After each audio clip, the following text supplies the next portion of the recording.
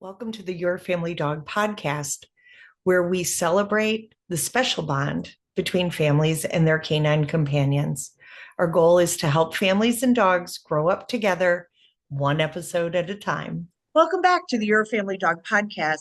I'm your host, Tina Spring, and I'm joined today by Nancy Clark, who is a veterinary technician, and she's going to talk to us about laser therapy and our pet dogs and how that can really help our pet dogs have even better relationships and better quality of life with the whole family, because a happy, healthy dog is going to be more tolerant of our children's shenanigans and our shenanigans. So welcome to the show, Nancy. Thank you. Good to be here. So what made you decide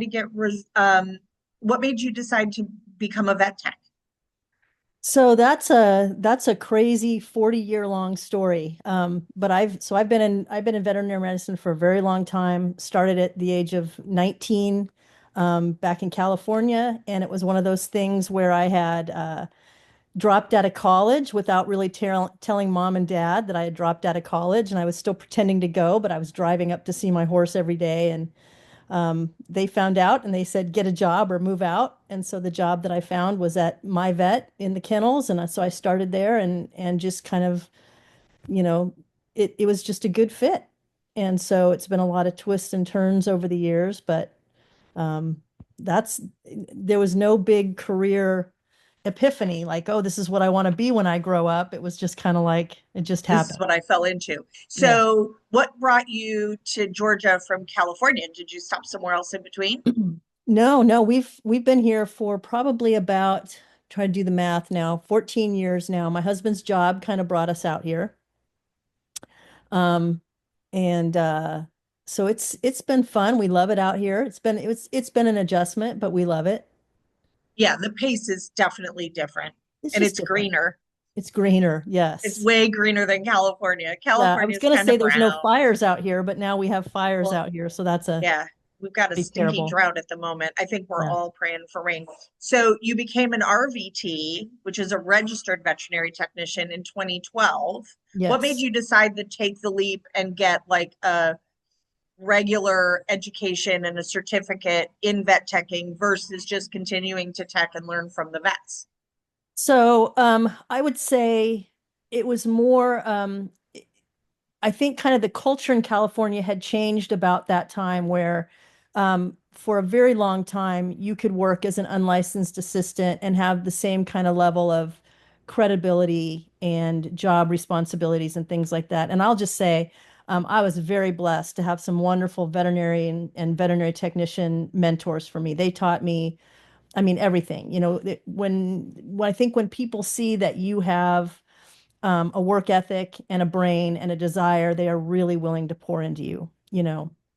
And so I was very blessed in that. And I worked at one clinic for 13 years, and he basically said to me, don't go to school to be a tech. He said, I will teach you everything you need to know and more. If you're going to go to college, get a business degree.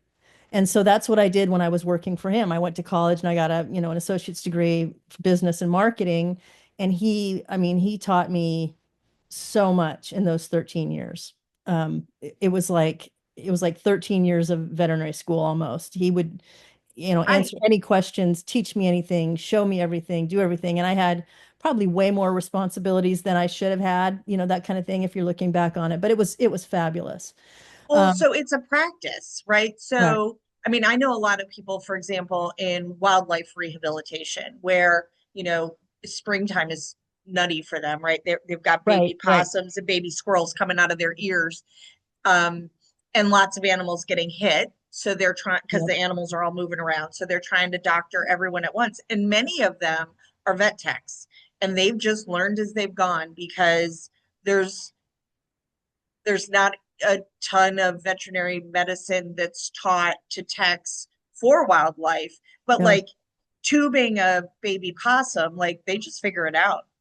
And it was funny. I was watching one of my favorites the other day, and there was a poor sweet frog who got hit by a weed whacker and lost one leg and broke two others.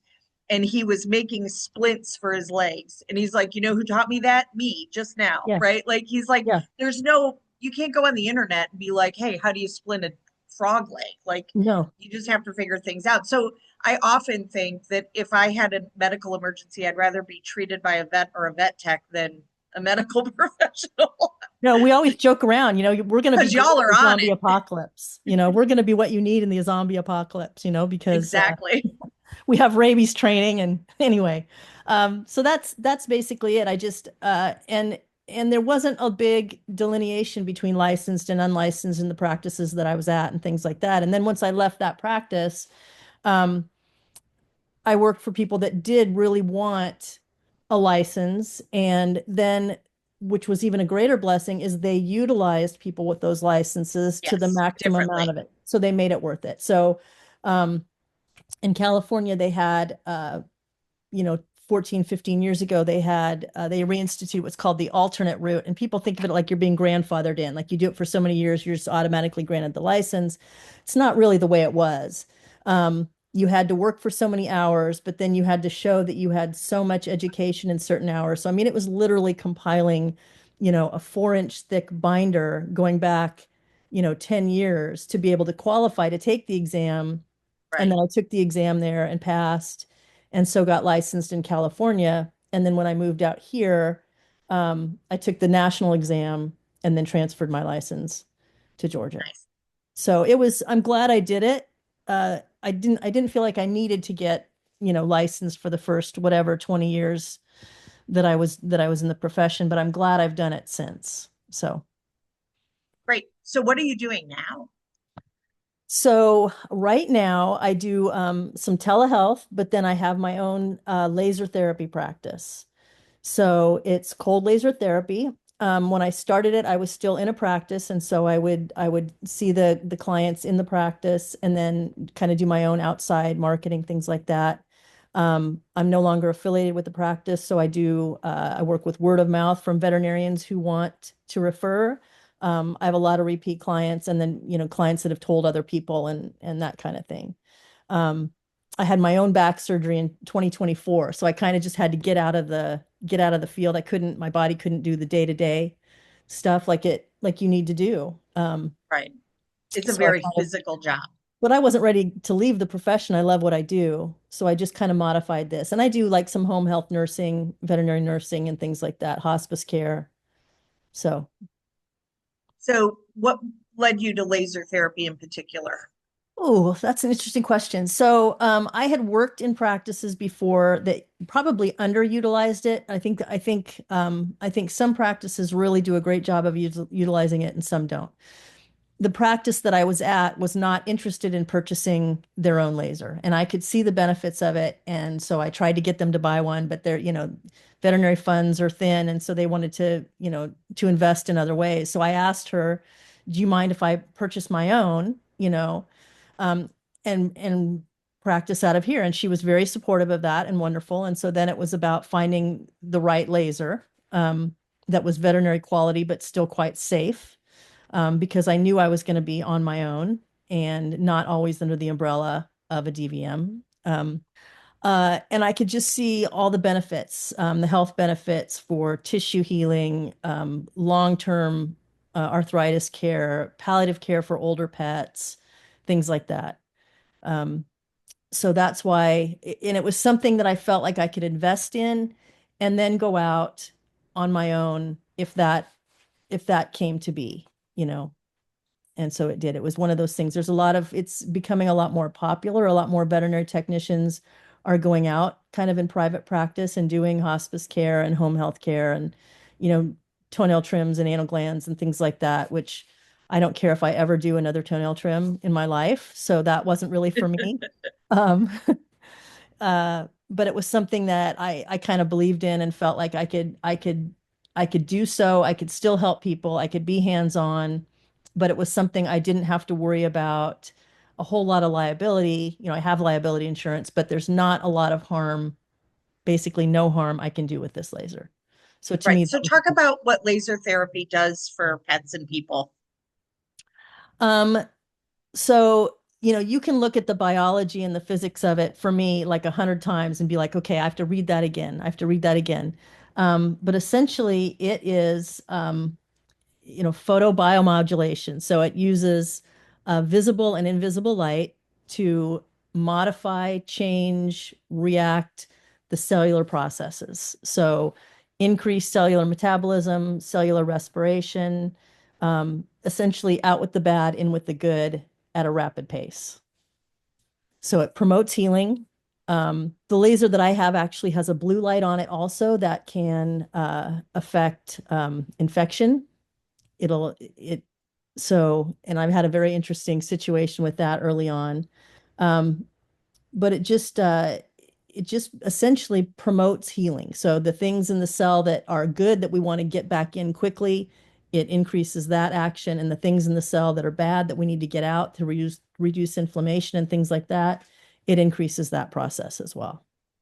So it speeds it along. Speeds it along.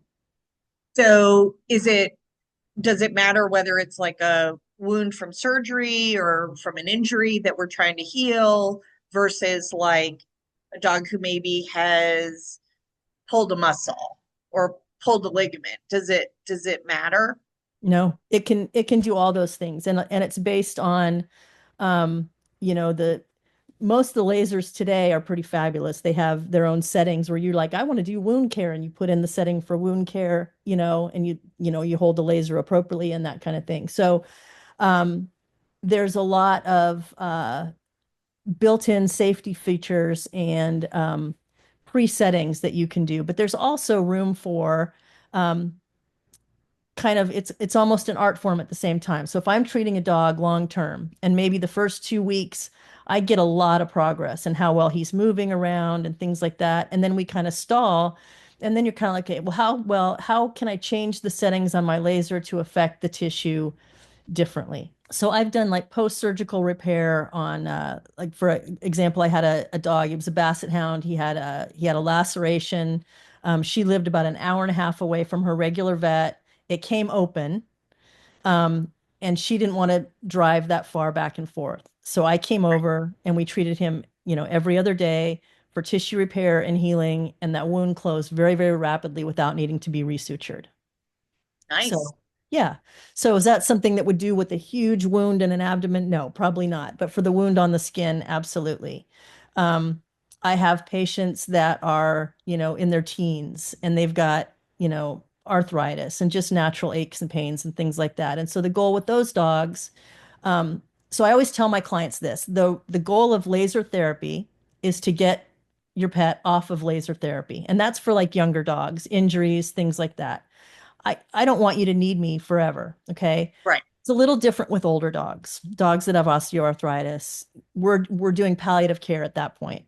And so then what we're trying to do is extend the quality of life, and try to keep the medications at a minimum to avoid, you know, the adverse effects of long-term, non-steroidals and things like that. So, Right. and so some of those dogs, we play with, and so we usually do treatments very close together initially, every day or every couple of days for a week, and then we extend it out, and then we try to go see as long as we can go. And sometimes we can get out 2, 3, 4 weeks, and the dog starts to get a little sore, or cat starts to get a little sore, and we come back. And so the goal is to see how far out we can go without, so I don't tell people they have to treat every week or things like that, because that's not honest. Some dogs might need that, but others maybe we can go out 2 weeks, 3 weeks, things like that to keep them comfortable. Does it help reduce scar tissue formation too? It can. Yeah. Yeah. And Or can it break up existing scar tissue or no?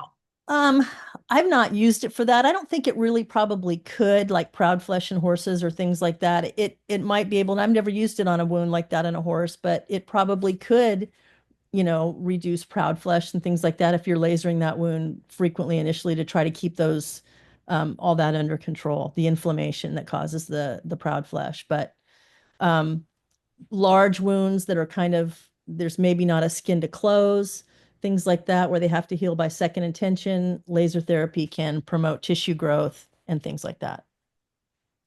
And then is there any contraindications? Is there any time when you don't want to do it? Yeah, you don't want to do it over like a growth or a tumor, things like that. So if I have a dog that, even if like they have a growth over maybe an area of a knee that's sore, but they've got a growth over that knee, I won't do it until the veterinarian tells me it's okay. The laser itself cannot differentiate between normal healthy cells and like tumor cells. So the same good that it does to proliferate healthy cells, it could do the same thing to cancer. So I won't.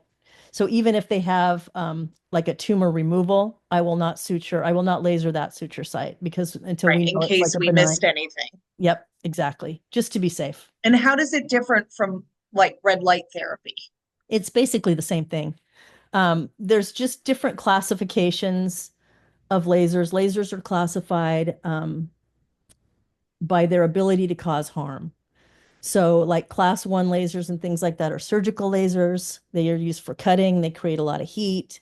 Um, did I say class one? Class four. I apologize. I said the wrong. So, and class one lasers are like your grocery store scanners, things like that. It's a laser, but it's not going to do any harm. So, red light therapy, some of them are only work like at the skin level. They're just not strong enough to go below the skin. I know there's, and I honestly don't have a lot of knowledge of how all that's used in like human medicine and things like that, where they're using it for, like facials and things like that. But Right. it's all kind of the same theory, and a lot of it is just the depth that the laser, the red light, will penetrate.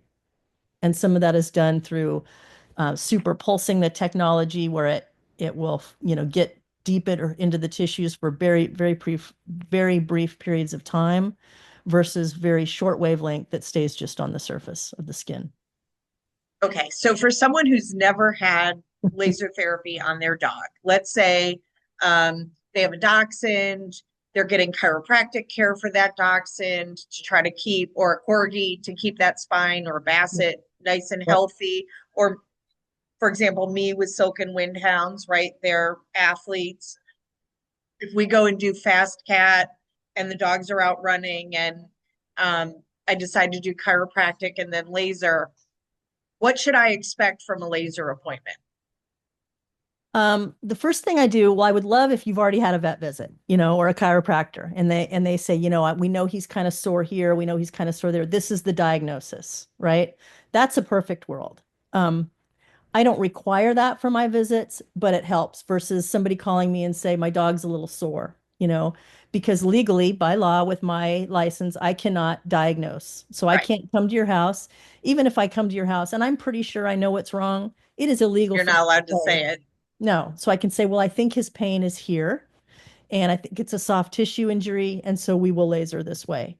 But usually what I do, I come in, I kind of put my hands on the dog a little bit. You feel for an area of pain, feel for areas of heat, feel for areas of swelling, something like that. If you've already seen the vet and or it's already had spinal surgery or something like that, I know where the issue is. Then I will treat based on kind of the animal presents. So sometimes I'm just treating an incision. Sometimes I'm treating more for like acute pain or swelling. And sometimes I'm kind of treating for muscle spasms. So it really just kind of depends. And then the next visit, same kind of thing. And if the animal's still in a lot of pain, then we'll treat more for higher pain, things like that. If the animal's a little more comfortable, then we'll back down the laser a little bit to not treat for such an acute pain, but maybe more soothing and try to get the treatment to go out a little longer. So how long does the session typically last? Depends on the size of the animal, what we're treating, things like that. For a small skin wound, it might be a minute, 2 minute laser therapy treatment. Very, Oh, very wow. quick. If we're treating the back or, hips on a German Shepherd, then it might be 10 minutes, 15 minutes, that kind of a thing. And then how cost effective is laser therapy? I think that's a personal decision. I think it just depends. I think I think for the people that it's very important for your pet to be comfortable and pain-free and restore physical activity and to know that maybe you're extending the quality of life or the length of time from, 2 months to 10 months or a year, it's hard to quantify that. Um, I don't charge typically a travel fee within, about 30 miles of, Athens area where I am. So it's just the laser treatment fee. And I discount a little bit for packages as well. So if we're doing a a per session. It's based on the size of the animal and the number of areas I'm treating on the animal, um, and how many sessions we go out. So And how many sessions you expect it to take. yeah, and that can vary. Like for example, the wound on the Basset Hound, we treated him for about a week. Um, some of my older pets I've been treating for a year or more. I'm treating a Whippet that has a history of IVDD. She's had surgery. We treat her every couple of weeks, and we've done so for a couple of years. And she's fully mobile and happy and all those kind of things. Some of my other patients, like you say, do fast cat or they're athletes. And so we have them on kind of a maintenance routine. And so maybe we'll treat them a few days before their event, and then we'll treat them again the week after. And then we may not treat them again for 2 or 3 weeks, kind of depending on how they do. Right. If they're a little more sore after the event, we'll treat them, 2 to 3 times over the course of the next week or two, and then back off. I Go went ahead. to observe a fast cat event for the first time ever and left the dogs home. And so I was really impressed that they had a chiropractic vet there. Here in Georgia, it's not true in every state. Those of you who have listened to Dr. Meyer's episode know this. Here in Georgia, chiropractic vets, in order to work on animals, chiropractors must be a veterinarian or get a specific certificate in order to practice. That's not true in every state. So you do want to check your own state to find out what the rules and regulations are. But if they had had laser too, I think that would have like even added a whole nother layer of support for the animals. I've done laser with a number of dogs over the course of my life. I always think they look adorable with their little goggles on. Like they have their little goggles to keep their eyes safe because you can't tell a dog not to look at something. Um, and it's always interesting to me that the dogs do feel some sort of sensation, even though there's not heat. Like you can tell that they're like, what is that? That's weird. And then typically, in my experience, the dogs fall asleep because it Yeah. apparently is very soothing. Is that your experience too? Yeah, I have a lot of them, and what's great about, because I can come to the house, that dogs that are more sensitive or fearful of vet, I think, you probably know as well as anyone else, there's a lot of dogs that don't get adequate vet care Right. because either mom and dad are afraid of what's going to happen when they load them in the car and bring them in. It's an embarrassing situation, or the dogs freak Well, I out. mean, just the dog that's extremely car sick. Like it's Exactly. very hard to take Yeah, those dogs to the vet exactly. because it's just awful. Like it's awful for the dog. It's awful for all the humans. It's even hard on the veterinary staff because dogs stinky and gross. Right. And Right. so it's embarrassing. And so I think there are a lot of people that just over car sickness are like, no, we're going to limit I veterinary agree. care. I agree. So I love the fact that I can come to the house, and a lot of times the first couple of times I'm there, the pets are like, "Who are you? What is this?" And What then are we doing? usually by the third or fourth visit, they're happy to see me. I had one dog that I treated for the better part of a year till he finally passed. And I just had kind of her code to her house. So I would show up while she was at work. I would go in, I would find him in his bed. We would hang out and laser for 20 minutes, and he'd be out cold, and then I would go and I'd see him again in a couple of weeks. So um, I think that's like a perfect situation that the owner trusts me enough to do that. And then I have this relationship with this dog where I can keep him comfortable. And then I get a text from her later that night when she gets home and she takes him on a walk, and it's a video of how happy he is and bopping Right. around. I mean, that's pretty darn rewarding. It's pretty amazing how quickly laser can really help. It I've can. I've definitely seen it with my own dogs where I had a dog who had spinal stenosis and Mhm. laser helped a lot to mitigate his pain in the early stages. Yeah. Eventually we had to do some other things, but um he definitely had more mobility and it made chiropractic adjustments easier because he wasn't so inflamed and tense when they Yeah. were trying to do chiropractic to kind of just keep him shored up and moving in the right direction.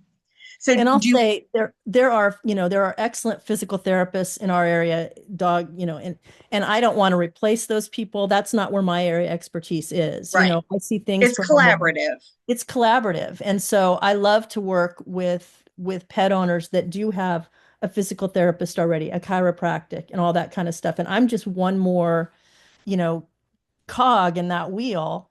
Right. Um, And then there's some pets that don't, mom and dad can't afford a whole lot of stuff. But they can afford to have me come out every couple of weeks or once a month. And so there's wide ranges of care, and I'm all for it. So I think that that's wonderful. And so you're certified fear-free, yes? yes, elite, certified fear-free elite. Thank It was you. kind of one of those things where at the very first practice I worked at back as a teenager, it was one of those things where I had no idea. But it turns out I kind of had an eye for behavior. And so the vet that I worked for at the time sent me, and this was back, I don't want to date myself, but it was in the 80s. And he would send me to very early behavioral seminars and things like that. And so just had some very great background in that early on before Fear Free was a thing. And then Right. Before fear-free was a thing. Right. Before Dr. Sophia Yin was, We all miss her every day. I actually had lunch with her twice at Oh, conferences. nice. We Nice. I weren't never had friends. the I pleasure didn't know her of well, but meeting she was her. amazing. But yeah, she was really something special. And I think we were all sad when she passed. Ugh. So talk about we'll talk about what fear-free is, because I think a lot of people, I talk about it, but I don't know that lots of people know what fear-free certified practitioners, what that really means for their pet. So Fear Free is just another way of looking at kind of veterinary care and animal care. I mean, I think it's kind of an acknowledgement that when people think of veterinary care and healthcare and pets, they think of, you know, physical, only, where behavioral is a huge part, and the animal's mental health is a huge part of their overall health and well-being. And animals that are treated in a way that are um, calm and quiet in either in the home or in the vet clinic heal way better than pets that are stressed. Things like that. So it's just a way of acknowledging that animals feel fear, they feel stress. And so, in the early days of vet med, we used to call it brutathane. They come in and you hold them down. You do whatever you have to do to get the procedure done. And it's a cold, hard reality, but that's how vet med was, 30, 40 years ago. I think It was. there probably are still clinics that way, but it was just a matter of this animal needs this done. Let's get everybody in the room to get involved, and we're going to get this done. Well, and there are times that it's an emergency and we don't have any Absolutely. options. The same way Absolutely. that there are emergencies with people that we don't have time to like do it the Of warm course. fuzzy way. Of course. We have Of to save a course. life or Of try. course. Um, but I think, yeah, like I've I actually in my 20s fired a vet in New York State. Um, I took my puppy in for just a well puppy check, and he kept making him scream. And yes, this was kind of a soft temperamented puppy, but I'm like, listen, I don't care if I have to pay for 2 appointments. Right. Slow down, take your time, and let him be comfortable, because he's going to need veterinary care his whole life. And I don't want his first experiences to be terrible. And the vet just acted like I was a silly goose who didn't know what I was talking about.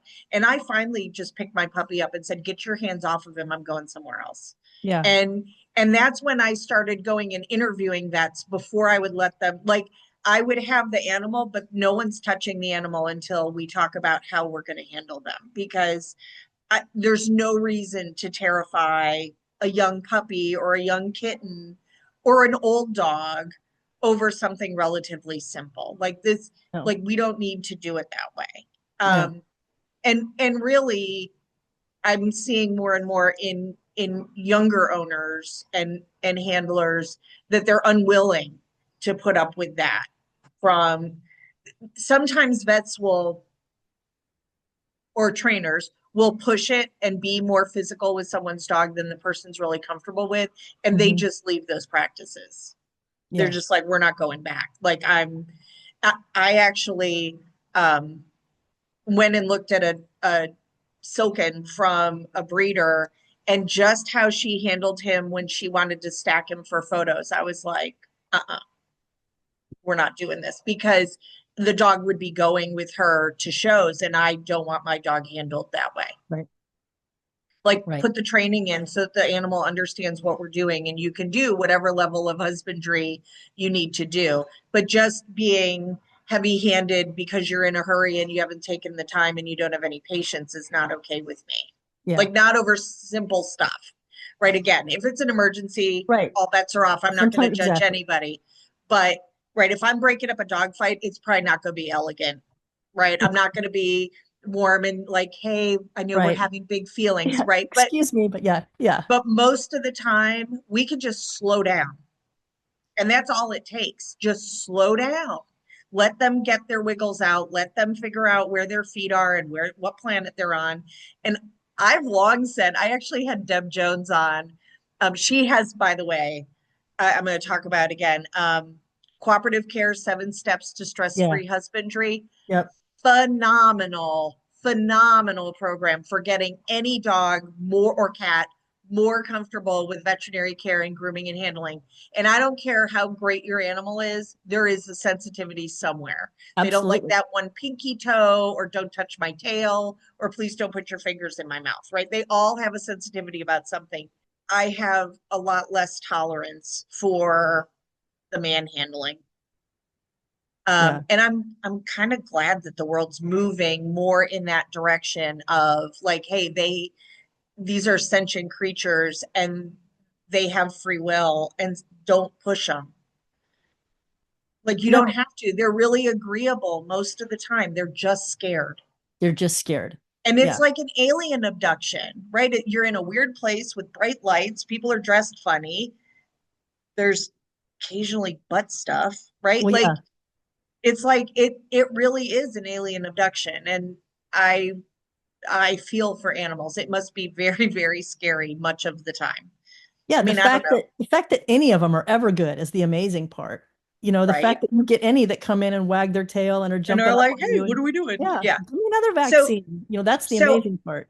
I've never heard about Stay Together Forever. Are you willing to take a little bit of time to talk about that nonprofit? Absolutely, absolutely. And I'm not, I will further upfront, I am their veterinary they call me the medical director, but I do like veterinary care, not veterinary care, I give veterinary advice to the fosters and things Okay. like that. So I'm not boots on the ground or anything like that. Um, I'm definitely, at a distance, but it's such a fabulous organization. So what do they do? So they take in they will provide temporary housing for dogs and cats whose family members are going through a hard time, they've either lost housing or they're going through a medical crisis and they know that they can't provide the care for a short period of time. So we provide foster homes for these pets. If they're not spayed or neutered or up to date when they come into care, we provide that. So when the pet parent is ready to pick up and get the pet back in and get back in their lives, they're all up to date on everything and knock on wood, they're healthy when they go back. That's wonderful. It's a So great organization. do are they just in Atlanta? They're mainly based in Atlanta. And so we have one vet that has agreed to kind of see them locally more in Monroe. So if we get fosters out this direction, we do have a vet now in Monroe that will be working with Stay Together Forever as well.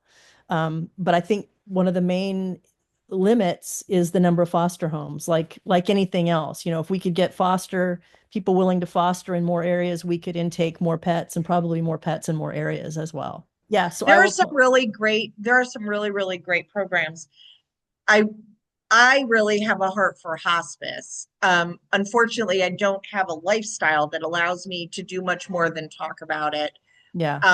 I talk to clients a lot about what is your plan, right? I'm here in Athens. We are a college town and a top 10 retirement community. Hmm. And sometimes people get animals, and like, I have a client right now who needs to have back surgery. And I'm like, how can I help? Can your kid come live with me for a couple of weeks? Like, what do you need to Yeah. just make that a easier thing? So I love to hear that there's a program that does that.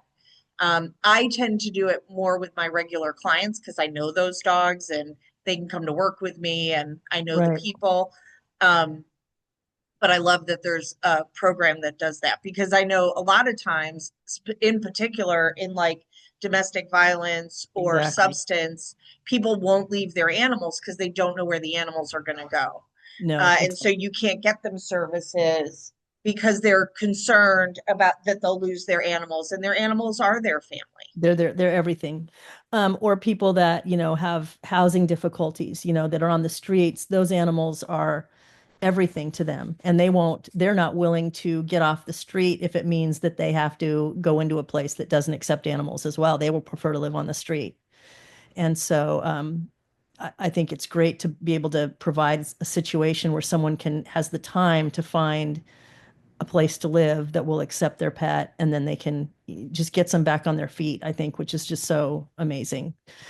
Some of these problems, they seem so daunting and overwhelming when you see them on the news and you see them on this huge scale. But when you just working this with this organization and you see the success stories and these people that are able to be helped, just 1, 2, 10, 15 people at a time, it feels like you're taking a bite out of some issues. So, Right. I mean, I have long said that the lens of compassion, if we each individual human kind of works on the thing that wears on our heart and mind and soul, that yeah, everything gets taken care of, right? Like absolutely. we all have our own gifting for how to help and support. And sometimes that's serving on a board of directors, and sometimes that's, giving $2 a month to Right. a cause, or $50 a month to a cause to just help. So, Nancy, if someone wanted to get in touch with you about cold laser, how would they reach you? I'm on Facebook, All Creatures Laser Therapy. I have a website, allcreatureslasertherapy.com. Um, you can shoot me an email, allcreatureslasertherapy at Gmail. I'm actually Sorry. considering adding, just, I don't know if I had time. I've not done it yet, so I may be speaking out of turn, but I'm considering adding a thermal camera to my practice. Um, it's a big investment, so I'm not sure, I'm not sure if I'm ready to bite that bullet yet, but I think it would just offer a whole nother level. These thermal cameras can detect injuries and lameness sometimes 2 to 6 weeks before it actually appears. So a potential issue. So again, for the sport dogs or the horses or things like that. Well, and I look at even things like, what are those new pads? I'm trying to think what they're called. I know my chiropractic vet uses an Assisi ring. She loans Yeah. one of those out. Um, I have red light therapy for my own animals at home and for my own knee. Thank you very much. Um, what are is it PRM, Yeah. PMR, whatever Yeah. those? So are PEMF, I those, believe. Yeah. another electromagnetic kind Yeah, of that's thing? that's what that is. It works a little differently. So it's instead of light therapy, it's like and I don't know a lot about it honestly, but it's like magnetic. If you're on one, you can feel it. It's kind of weird, but Ooh, um, yeah, really? yeah, yeah. I went to when I was before my back surgery, I was having different therapies, and they put me on like a magnetic table, and it was like, oh, this is weird. This is kind of good. Is that good? Is that good? Does that hurt? Does that hurt? Oh no, I think it is pretty good. So it's So it interesting. didn't hurt, but you could feel it. You could feel it. Yeah, it's like almost like vibration kind of thing. Or a Oh, pull. interesting. Yeah. I really need to look more into it, just because so much of my practice, I've been in practice long enough that a lot of the client dogs that I've served all these years are getting up there Oh and are yeah. starting to get a little older. And I Yep. try to stay on top of all sorts of different things to just learn more. I just like learning. Like Yeah.